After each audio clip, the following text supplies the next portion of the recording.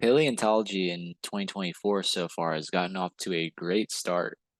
So, first, a paper was published describing a specimen of a basal amniote. Its name is Captorhinus, as you can see the picture here of the fossil, where this paper describes the skin impressions found with this basal amniote, showing it had scaly skin. And for those that don't know, an amnio is or that's the group of animals that includes reptiles, birds, and mammals. So basically any animal uh, that produces eggs with a hard shell, or has produces eggs with that has a membranous or membrane fluid within it, and has things like the amnion or yolk inside the egg. So they can basically amniotes can lay eggs on land, uh, or basically keep their eggs inside their body and give live birth the way certain boas and the way mammals do. But um, so yeah, essentially, amniotes are not restricted to the water the way amphibians are and fish are their with the laying of eggs. But so yeah, this is a basal amniote, Captor Highness. And as I said, the paper describes the skin impressions of this fossil as being scaly, which is, not surprising. I mean, I think some people assumed that this basal amniote would have like a more amphibious skin because it just evolved from, or it's the um, most basal amniote.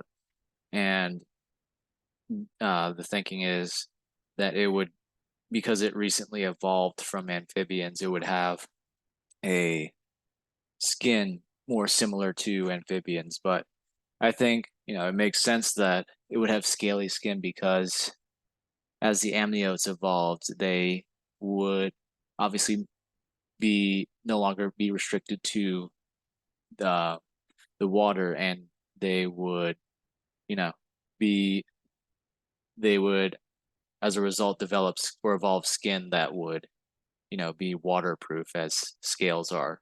So uh that's the first big paleontology news in 2024, which I thought was cool. But the even bigger news is a new species of Tyrannosaurus has been described, which I thought was really cool because for my entire life, the only species of Tyrannosaurus that was known was obviously Tyrannosaurus Rex, which is obviously the most famous dinosaur, and named T Rex is very uh, it's imprinted in the minds of so many people. Um, but recently there was a paper uh, authored by Nick Longrich and several others that describes a new species from New Mexico, or the Hall Lake Formation in New Mexico. It's named TyrannosaurusMcraeensis. And not that this is super, uh, not that this is super important, but I'm wondering, since the name T Rex is such a catchy and uh, rememberable, memorable name, that I'm wondering if something like T McRae is going to catch on. But we'll see. So this article starts with paleontologists have uncovered a never before seen Tyrannosaur species in North America that has been masquerading as Tyrannosaurus rex for decades. So that's the thing. This particular species of Tyrannosaurus, or the fossil um, that has now been described as TyrannosaurusMcraeensis, was first dug up or discovered in 1983.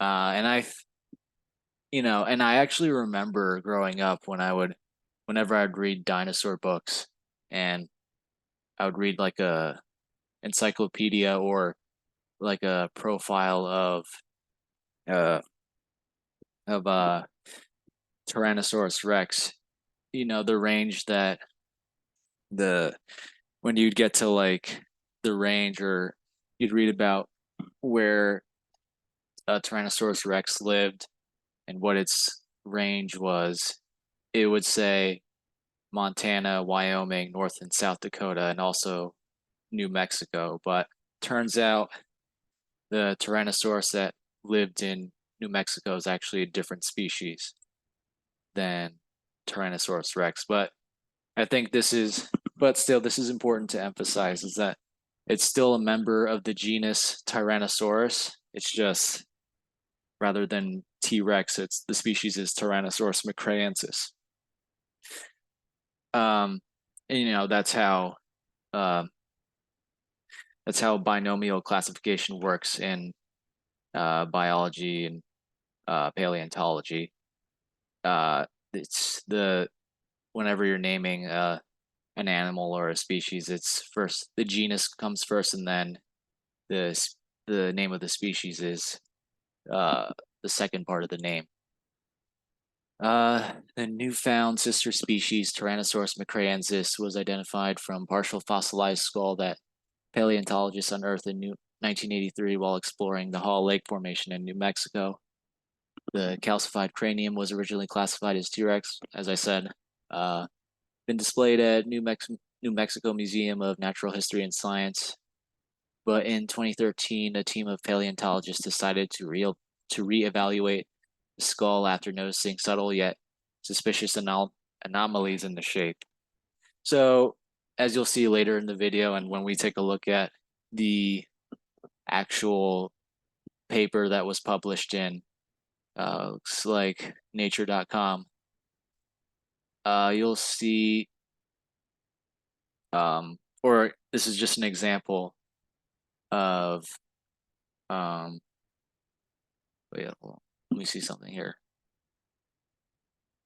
Calcified cranium was originally classified as T-Rex.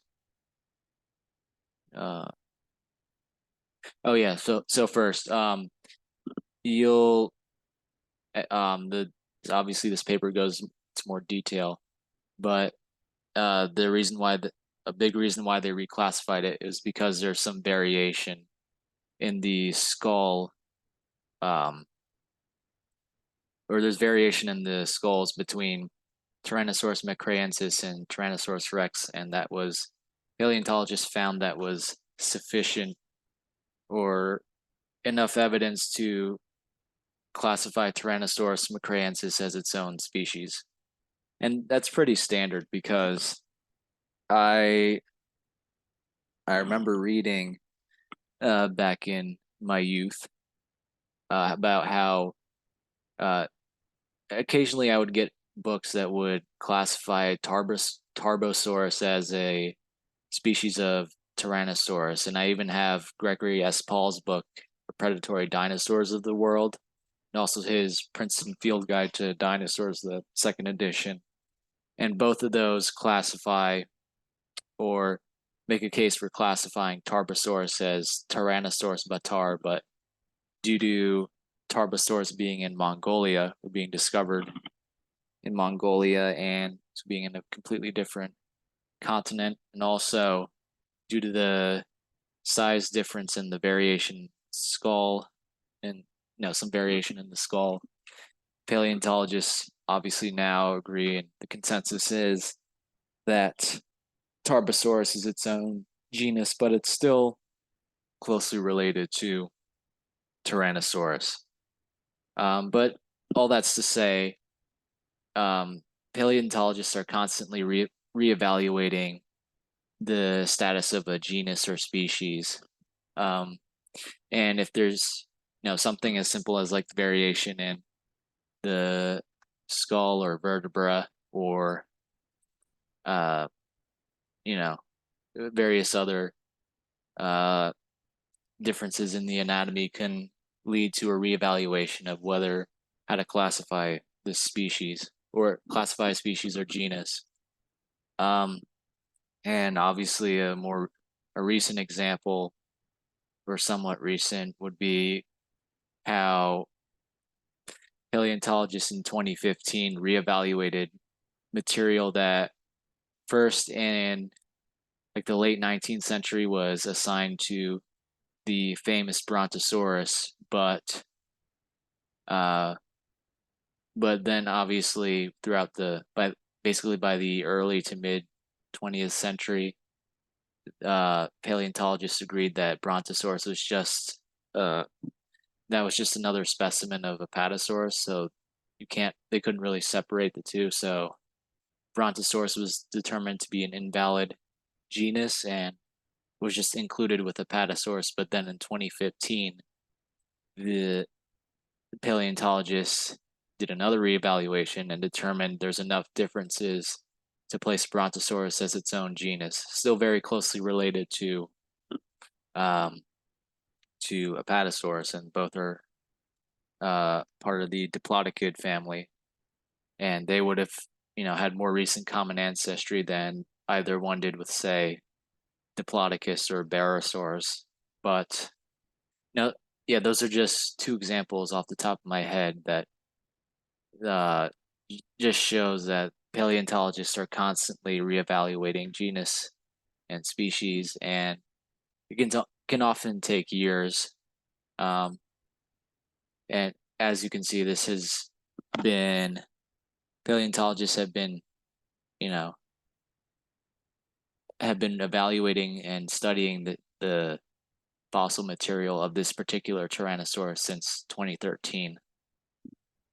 So a new study published on Thursday, um, and the team revealed that the skull dates between 73 million and 71 million years ago during the Cretaceous period.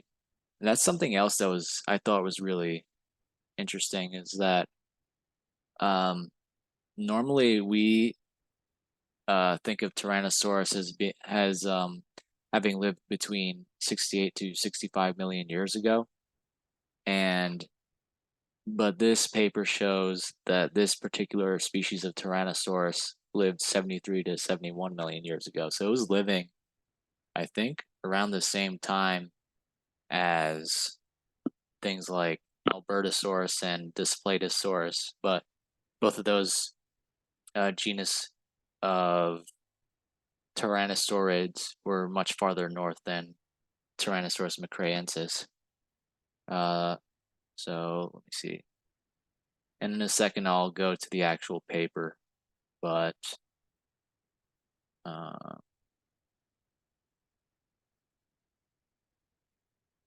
the stark age difference was the main giveaway that they had discovered a new species. But there was also major morphological differences that stand TyrannosaurusMcraeensis apart from the infamous dinosaur king. And I just thought of another example. Um, the the classification of Giraffatitan as a different species than, or different genus than Brachiosaurus, and that's due to, I mean, they lived at about the same time, but they're in completely different continents, and there's also morphological differences. But yeah, if since TyrannosaurusMcraeensis lived at at a slightly earlier period than T-Rex, then that would be a reason to classify it as its own as another species. Then Nick Longrich comments that the most striking difference is the shape of the lower jaw, which is more slender and curved than T-Rex. Let's see what else. TyrannosaurusMcraeensis also has fewer teeth than most other tyrannosaurs. And I think they give the actual numbers in this paper. In fact, I know they do. I remember looking it up. Let me try and find it. Uh,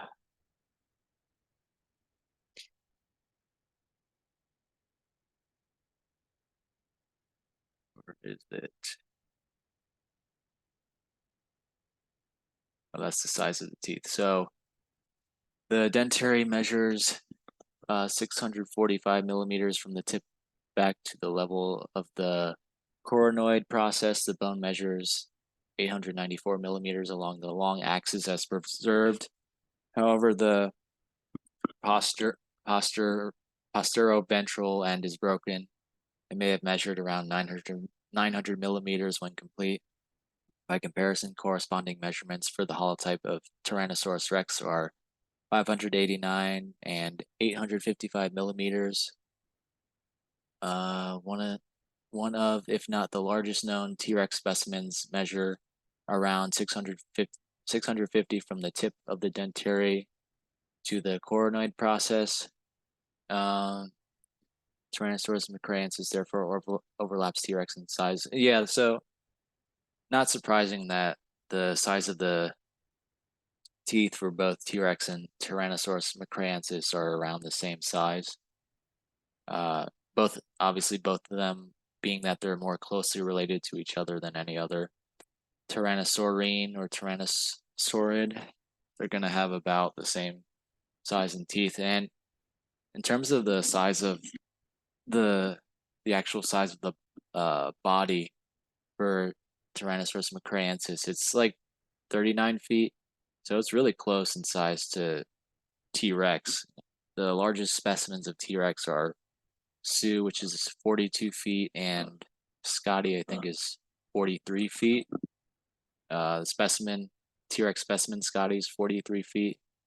So other than those two particularly giant T-Rex specimens, TyrannosaurusMcraeensis is like right about the same size as T-Rex on average. So they're both about 40 feet. So the dentary has 13 alveoli, a low tooth count, uniquely shared with T-Rex. So they both have about the same tooth count.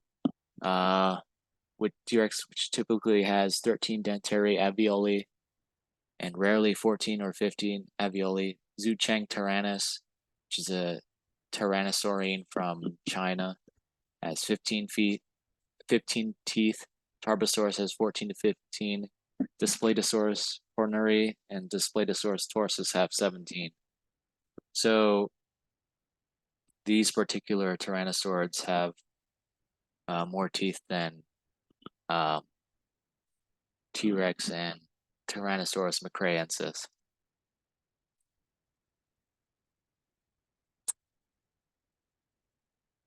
And okay, so here's the phylogenetic tree for the tyrannosaurids. Definitely want to get into that later.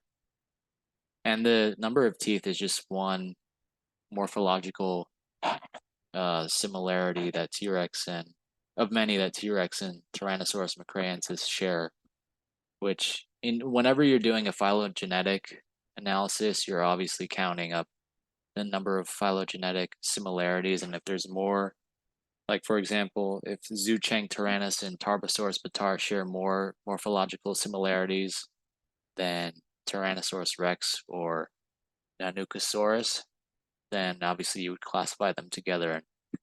And if you do an analysis, calculate when the number of similarities allows you to calculate when Zhucheng tyrannus and Tarbosaurus split off or diverged when their last common ancestor lived. But we'll get more into that later. But yeah, the number of teeth, that was, as Nick Longrich mentioned. It also, actually no, he didn't mention that. They said that right here. TyrannosaurusMcraeensis also has fewer teeth than most other tyrannosaurs, which is one of the main reasons why the researchers believe it's T-Rex's closest relative, because T-Rex also has fewer teeth, Longrich said. So he also mentions that. But he said that it also lacks the prominent bosses or hornlets found over the top of the eyes in T-Rex. The size of the skull suggests this particular TyrannosaurusMcraeensis was about the same size as a typical adult T-Rex, which grew to be around 39 feet long.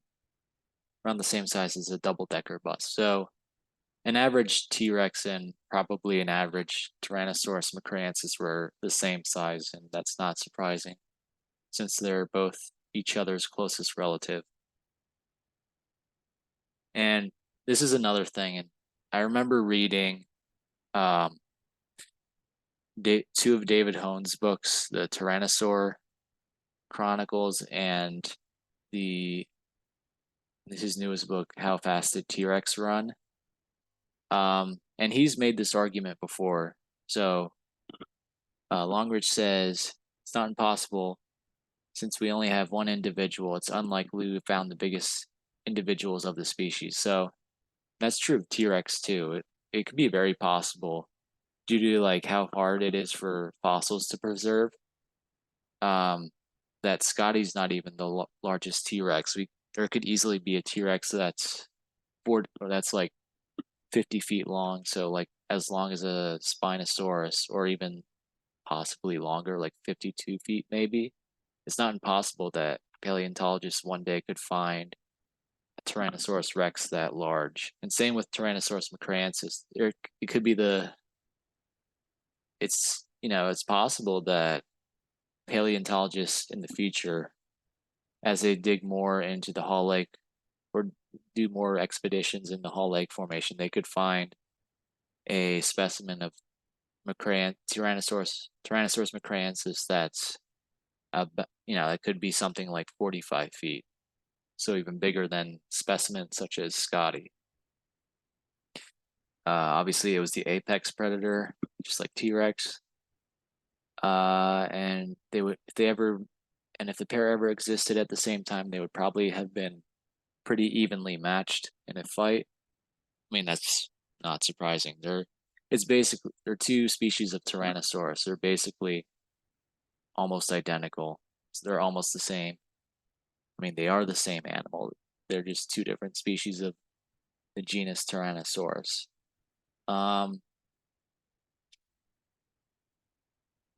T-Rex and most other tyrannosaurs lived exclusively on the ancient landmass known as Laramidia, which was made up of what is now the western coast of North America from Alaska down to Mexico. And that's something else I thought of. If we use biogeography to do an analysis of the different tyrannosaurs that lived in Laramidia, I mean, all of them are found in this landmass from north to south, and obviously in different formations. But like for example, Albertosaurus, Displetosaurus, and Gorgosaurus are all found in Alberta. Tyrannosaurus Rex is found in the Hell Creek Formation in Montana, and now TyrannosaurusMcraeensis is found in what's now New Mexico, the Hall Lake Formation, and also in Utah. There's another Tyrannosaurid. I think it's Teratophonius. And the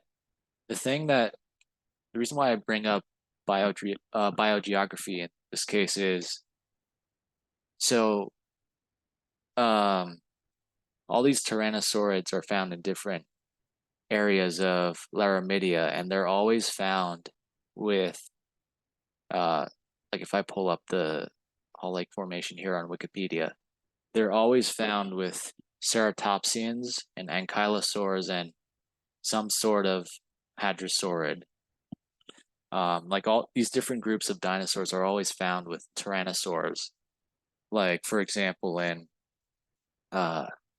Alberta, Displetosaurus and Gorgosaurus are found with things like Styracosaurus and Centrosaurus and Chasmosaurus, which are all ceratopsians. They're also found with like Corythosaurus and Lambeosaurus, which are hadrosaurids. They're part of the Lambeosaurines. But regardless, and there's ankylosaurs found in the Alberta formations and also in Hell Creek. Obviously the well-known Ankylosaurus is found in Hell Creek with T-Rex, and it seems in the Hall Lake formation there's some sort of ankylosaurid that's found, although it seems like it's fragmentary. It hasn't been named yet. But so in terms of the ceratopsians and hadrosaurs and ankylosaurs that are found, I mean the hadrosaur is indeterminate and unknown origins due to faulting or quaternary cover. So it's really so obviously there's not enough material to name the species or genus of this hadrosaurid. But like in other areas of the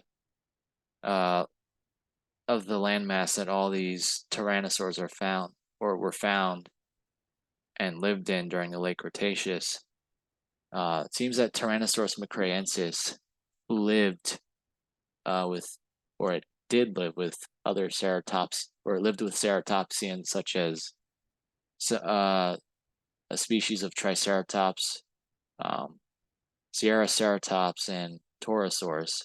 And both Torosaurus and Triceratops are found or have been found in the Hell Creek. So these are probably different species of Triceratops and Torosaurus, part of the same genus, but probably what happened, as this paper argues for TyrannosaurusMcraeensis, all of these different genuses were the direct ancestors of T-Rex, Triceratops, specifically the Triceratops species from Hell Creek. I think it's Horridus, and also the Torosaurus species from Hell Creek. So I mean, it's really, since there's a species of Tyrannosaurus from this formation, or from this formation, it's really not surprising that there's multiple ceratopsians that have been found with it as well, such as Sierraceratops, Triceratops, Torosaurus. And that's the thing. Not only are these tyrannosaurs found in the same formations strata as various ceratopsians, in each formation there's always like multiple ceratopsians that live at the same time, and they all live at the same time as the tyrannosaurs, and it's multiple ceratopsians living same time and place, like with Centrosaurus and Chasmosaurus and Styracosaurus in Alberta, and in Hell Creek you had Torosaurus and Triceratops living together. And I bring this up because basically this is more evidence that because you have dinosaurs with dangerous weaponry such as the ceratopsians and multiple different genuses of ceratopsians living at the same time as these tyrannosaurs, along with large hadrosaurids and also ankylosaurs living at the same time as these different tyrannosaurids. What that shows is the Tyrannosaurs had to adapt, and it's basically like an evolutionary arms race, as Robert Bakker wrote about in his book, The Dinosaur Heresies. As these, and it goes both ways. These ceratopsians and ankylosaurs had to evolve this weaponry and defense system to ward off tyrannosaurs, while the tyrannosaurs were adapted for hunting ceratopsians and ankylosaurs due to their strong bite force and their gigantic body size. And with something like biogeography, I think it's a great way to do an analysis on how three different formations in this landmass of Laramidia can have like members of these different groups of dinosaurs, and it's always the same it's always the same distribution of Tyrannosaurs, Hadrosaurs, Ankylosaurs, and Ceratopsians. So that's just something I thought of.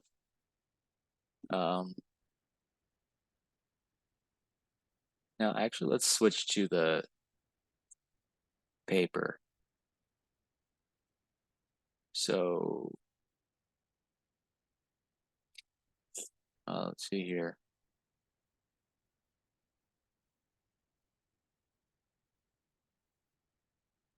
So, Tyrannosaur dinosaurs dominated as predators of the late Cretaceous of Laurasia, culminating in the evolution of the giant Tyrannosaurus rex, both the last and largest tyrannosaurid. Where and when Tyrannosaurin Tyrannosaurini originated remains unclear. Competing hypotheses place Tyrannosaurid origins in Asia or Western North America.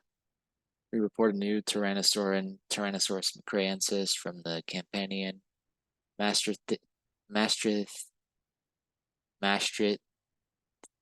Maastrichtian Hall Lake Formation of New Mexico, based on a fossil previously referred to T-Rex. Let's see. Phylogenetic analysis recovers TyrannosaurusMcraeensis as sister to T-Rex and suggests Tyrannosaurini originated in southern Laramidia.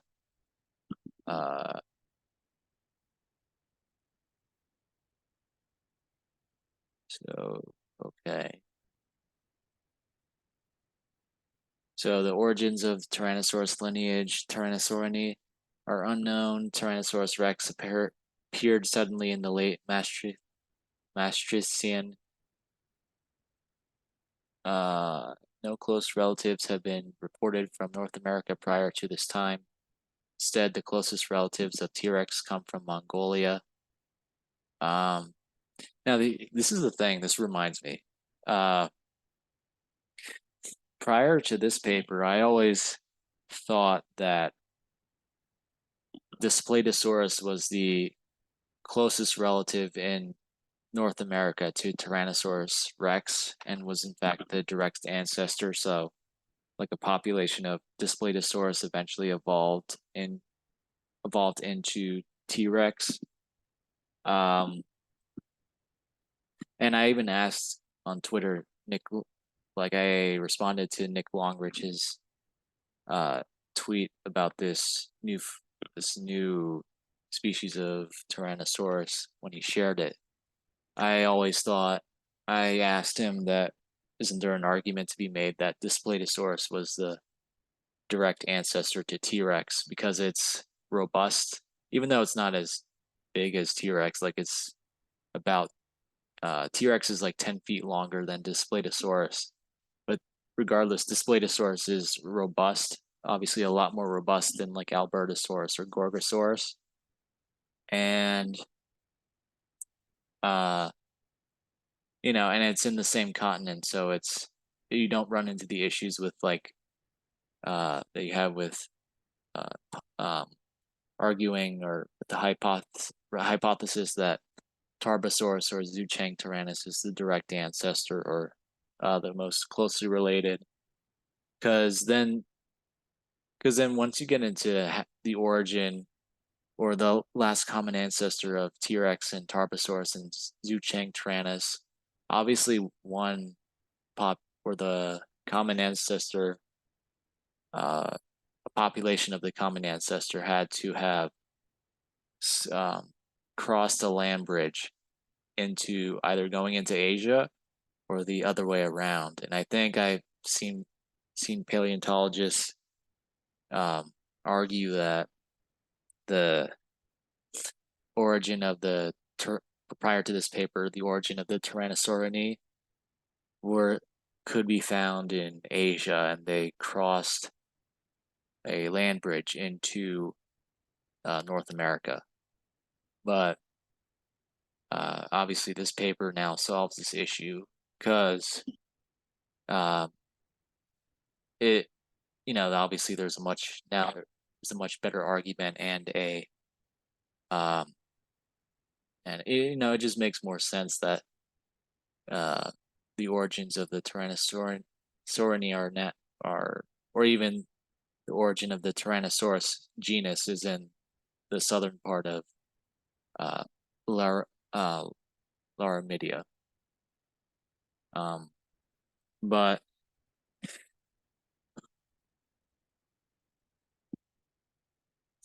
yeah, as I was saying, to explain this pattern, one hypothesis suggests Tyrannosaurines dispersed into Asia via Beringia, followed by back dispersal of Tyrannosaurini into Laramidia in the late Maastrichtian. Uh, this hypothesis is based on the existence of stratigraphically earlier Asian taxa Tarbosaurus batar and Zhucheng Tyrannus magnus. So I guess, yeah, the argument would, or the hypothesis with the best evidence prior to this paper would be the Tyrannosaurine, the Tyrannosaurini or Tyrannosaurines originating in Asia and like a population of Tarbosaurs or Zhucheng Tyrannus migrating back or migrating into North America. Uh, Alternatively, Tyrannosaurus has been hypothesized to represent an endemic North American lineage. Here we describe NMMNH P3698, a giant tyrannosaurid from the late Campanian, early Maastrichtian of New Mexico. Although, or you know what? I don't know if I'm pronouncing this right. Maastrichtian, probably Maastrichtian. Uh, Although originally identified as T-Rex, this assignment has been questioned.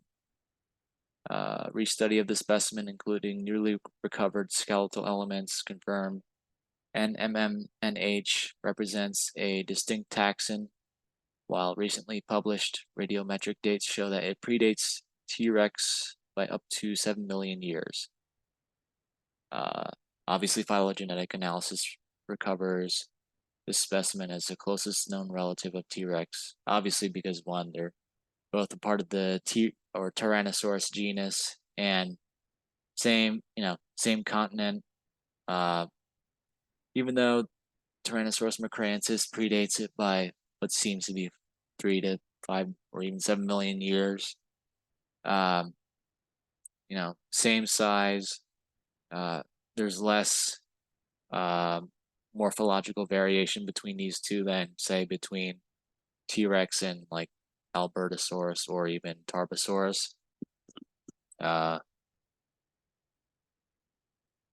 So this is a very interesting new development because, as I've said, as this paper has said, rather than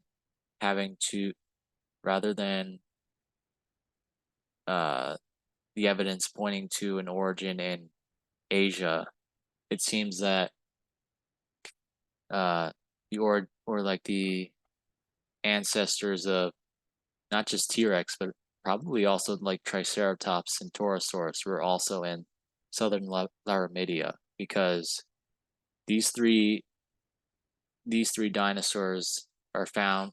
It's interesting that they're both found in the Hall Lake Formation and Hell Creek. So probably what happened was that the ancestors of T-Rex, Triceratops, and Torosaurus all migrated in further north in Laramidia, eventually into what was Hell Creek. And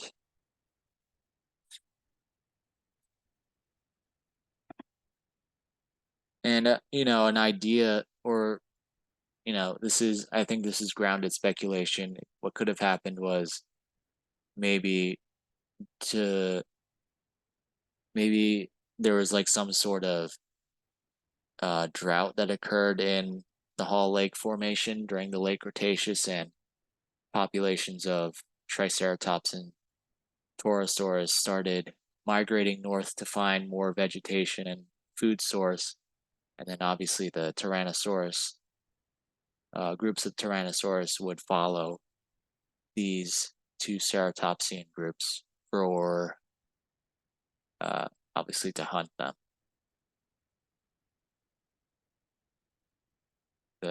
These are the fossils, the specimen of TyrannosaurusMcraeensis, the cranial.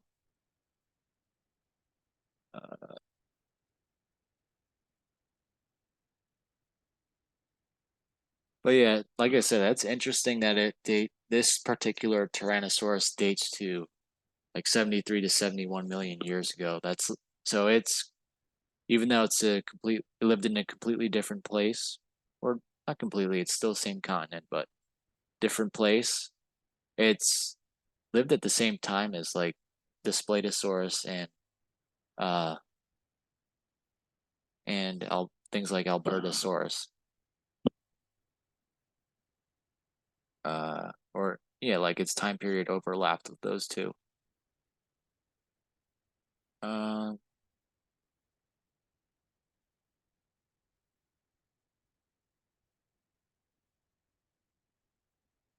so the diagnosis: large Tyrannosaurian distinguished from T-Rex by the following characters: post-orbital with low posteriorly positioned cornual process, post-orbital with anteriorly projecting prefrontal frontal articular surfaces, squamosal with ventrally projecting quadrat quadratojugal process, squamosal with a concave medial margin, strong ridge bounding the anterior margin of the squamosal ventral pneumatic fossa, dentary very shallow posteriorly and with convex posteroventral margin. So basically this variation all has to do with like the skull of TyrannosaurusMcraeensis and how it differs from T-Rex. Um, like the post-orbital um, with the prefrontal frontal articular surfaces, squamosal, that all has to do with like the back of the skull and behind the eyes, the part of the skull that's behind the eyes, basically. The post-orbital of TyrannosaurusMcraeensis is typical of Tyrannosaurines in bearing a massive cornual boss projecting above the post-orbital dorsal margin. The cornual boss is C-shaped as in Tarbosaurus, but lacks a strong anteroventral expansion or undercut margin seen in Tarbosaurus and T-Rex.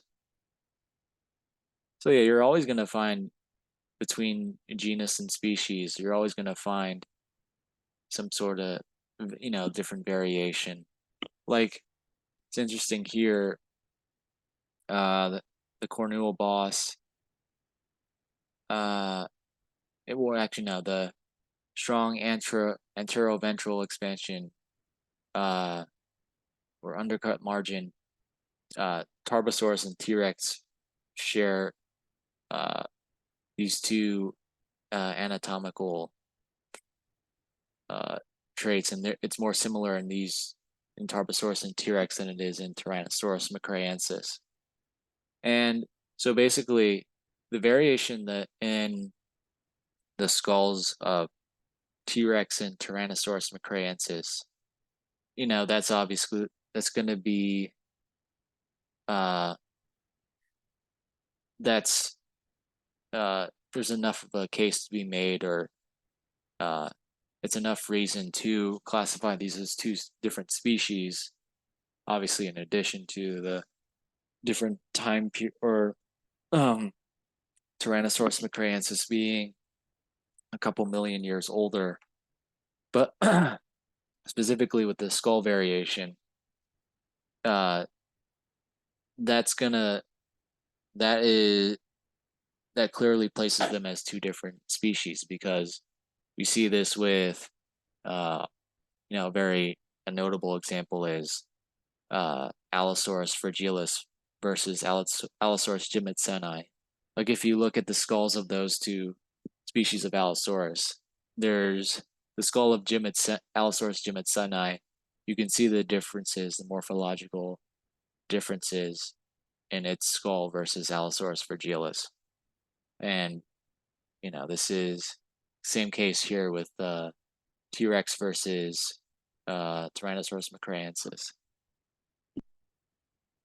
The postorbital's dorsal margin is arched as in T-Rex.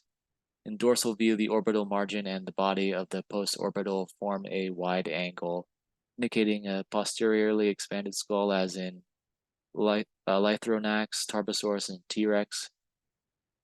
So yeah, these are similarities or where the skull of TyrannosaurusMcraeensis is identical to T-Rex, and identical to Tarbosaurus T-Rex. Let's see. I want to go back to the phylogenetic analysis. And we already talked about the teeth. It looks like tyrannosaurs such as Zhucheng tyrannus and Tarbosaurus, Splatosaurus all had more teeth than two species of Tyrannosaurus. But yeah, as I was saying before, obviously no surprise that on the phylogenetic tree or with this phylogenetic analysis, Tyrannosaurus rex and Mcraeensis are going to be more closely related to each other than other tyrannosaurids because they have the most morphological similarities. So these basically, if you add up the both the similarities and the differences, since there's less differences between T-Rex and TyrannosaurusMcraeensis, that means once you do the phylogenetic analysis, you'll paleontologists will find that the like once you crunch the numbers, the last common ancestor of TyrannosaurusMcraeensis and T-Rex was more recent than, say, the common ancestor of T-Rex and Tarbosaurus or T-Rex and Displatosaurus. So the common ancestor of TyrannosaurusMcraeensis and T-Rex basically branched off, or so the common ancestor of T-Rex and TyrannosaurusMcraeensis lived about before 70 million years ago. So looks like 73 million when Mcraeensis lived. And so this, although what kind of complicates this is it seems that Mcraeensis is the direct ancestor of T-Rex, but for the sake of the phylogenetic analysis here, their common ancestor or the basal species of Tyrannosaurus branched off at slightly before 70 million years ago, and then the common ancestor of Tarbosaurus, Zhucheng tyrannus, T-Rex, and TyrannosaurusMcraeensis diverged at what looks like 77 million years ago, or 78 million years ago. So the last common ancestor of these four tyrannosaurids lived about 78 million years ago, and it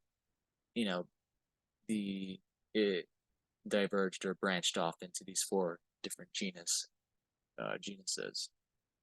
And then, as you guys can figure out, the last common ancestor of Displatosaurus and Teratophonius and T-Rex and Tarbosaurus lived about actually looks like close to 90 million years ago. And no, you know, this is interesting, and it makes sense that this Tyrannosaurus McCraeensis would be the recent ancestor or the direct ancestor of T-Rex, but I always thought, uh, or I always thought, or it seemed like certain paleontologists promoted the hypothesis that Displetosaurus was the direct ancestor. So I figured Displetosaurus would have more recent common ancestry, like maybe 85 to 80 million years ago. But yeah, regardless, uh, once paleontologists figure out what are the different points of overlap in the uh, morphology and anatomy of the two species of T-Rex versus Tarbosaurus and Lythronax and uh, Teratophonius and Splatosaurus. Then once you crunch the numbers and plug it into this analysis, then you figure out when they're when these different tyrannosaurs diverged, and obviously T-Rex and TyrannosaurusMcraeensis are the most closely related. Uh, you know, they and obviously they form two species of the genus Tyrannosaurus. Um, so I'm gonna wrap this up and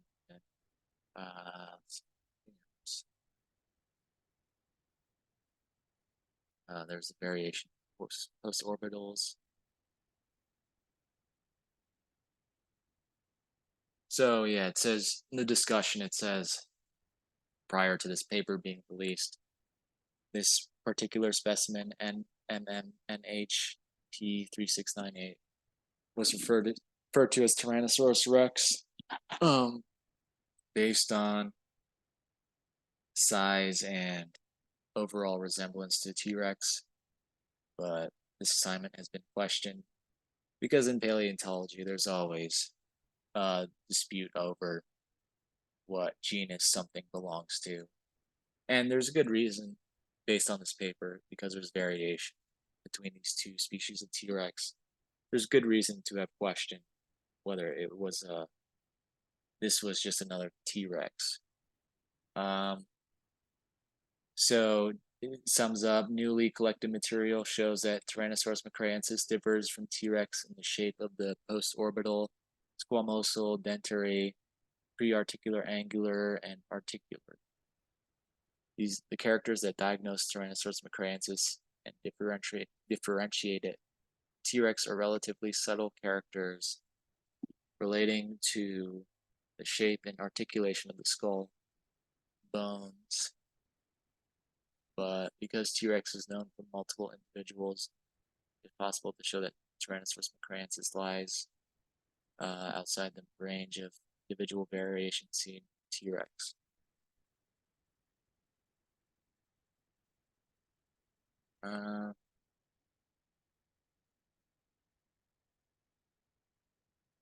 Yeah, like I said before, I remember reading that there had been T-Rex specimens that were found uh, in New Mexico. Now, there was even a documentary I watched about like the last days of the dinosaurs and when the asteroid hit, and the paleontologists they went to what I think was the Hall Lake Formation in Mexico, and they were talking about, prior to the asteroid hitting, there were in the they could see in the strata there was the late Cretaceous strata, and then the layer of iridium that separates it from the Cenozoic, and in the late Cretaceous layer, or the end of the Mesozoic, they were talking about the diversity of the dinosaurs that were living in late Cretaceous New Mexico. So, and they were mentioned that they had found T-Rex there, Triceratops, various hadrosaurs, But I guess now that particular Tyrannosaurus was not a T-Rex, it's TyrannosaurusMcraeensis. Uh, uh, read this again. Characters that diagnose Mcraeensis differentiate it from T-Rex are subtle characters relating to the shape and articulation of the skull bones. But because T-Rex is known to multiple individuals, it is so because there's multiple, I guess, data points due to multiple fossils and specimens of T-Rex that we have. It's possible, you can show it's basically paleontologists can demonstrate, say like, look, we have all these T-Rex specimens, and they all overlap in their morphology in these areas, and it's particularly with things like the post-orbital and squamosal. But here, this particular Tyrannosaurus from Mexico differentiates, or it's different in these parts of the anatomy.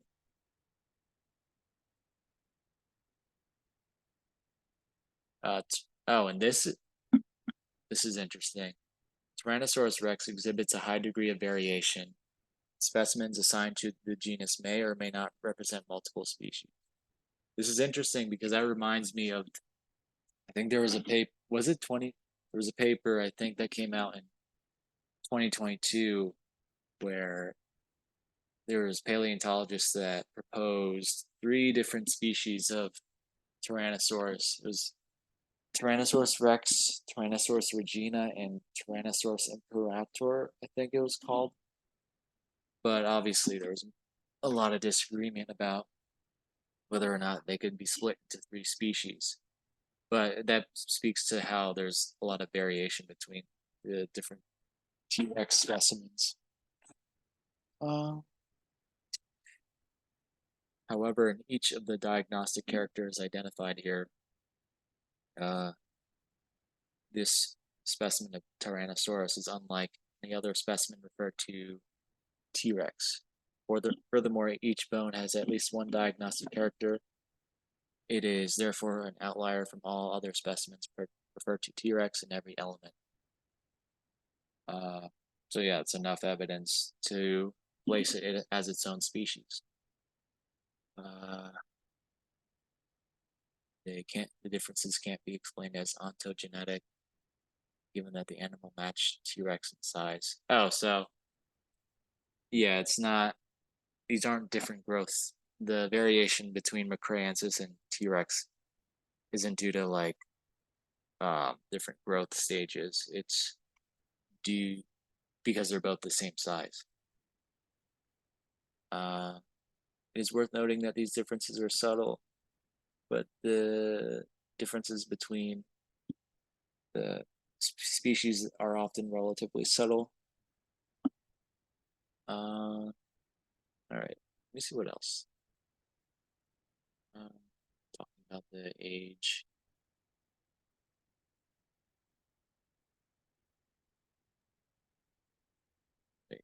Ceratopsid, previously referred to Torosaurus, is now identified as so I guess Wikipedia is not updated. Yeah, so that Torosaurus supposedly is from its formation, I guess, is dubious because it's actually Ceratops. Ceratopsid, previously referred to Torosaurus, is now identified as Ceratops. But still, that doesn't really disprove my point that there was multiple ceratopsians in this formation with T-Rex or with TyrannosaurusMcraeensis. And this is, if we use a biogeographic analysis, this is the trend in every single formation where tyrannosaurids are found throughout North America, whether it be in Alberta or Hell Creek or this Hall Lake Formation.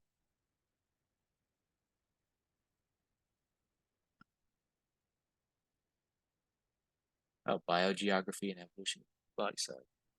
TyrannosaurusMcraeensis belonged to an endemic southern dinosaur community. All lake fauna included TyrannosaurusMcraeensis, giant Chasmosaurus, and also Alamosaurus. So that's the other thing. I remember, or recently, like within the last 2 years, there was a lot of paleo art depicting T-Rex hunting or having conflicts with the Alamosaurus. But I guess now with this paper being out, or this paper having been published, rather than that being T-Rex, it's actually TyrannosaurusMcraeensis hunting or getting into conflict with Alamosaurus. This fauna shows no overlap with Pena contemporaneous faunas in the late Campanian, early Maastrichtian Canada. Its northern fauna include the Albertosaurine, Tyrannosaurid Albertosaurus, Pachyrhinosaur, the Centrosaurine Pachyrhinosaurus, Epacrosaurus, which is a Lambeosaur, Hadrosaurus Edmontosaurus, and Saurophilus. Chasmosaurine, Anchiceratops, sauropods are absent.